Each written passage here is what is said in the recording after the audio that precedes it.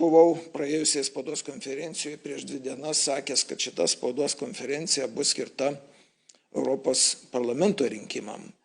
Ne dėl to, kad aš dalyvauju šituose rinkimuose paskutinę minutę su Lietuvos liaudės sąrašu, kuriame pirmą vietą užleista yra Nendrei Černiauskienei. Bet dėl to, ir aš dar kartą siūlau šitą visom opoziciniam partijom, kurios vargsta rinkdamos parašus, pasiskaityti Europinį Europos parlamento įstatymą ir lietuvišką rinkimų kodeksą. Ir jūs pamatysite, jokių išimčių didelėm partijom nėra padaryta. Jokių, tik Lietuvoje pačios jos Seime balsuodamos už rinkimų kodeksą pasidarė šias išimtis. Eisime į teismus, ginčysimės ir tą darysime.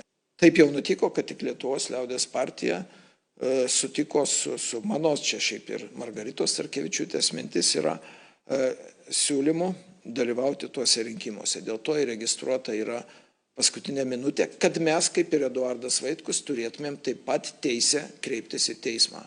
Aš vis dar raginu visus kartu. Ir paskelbiu, kad penktadienį, kol kas yra 11 valanda numatyta, dalyvaus dar viena spaudos konferencija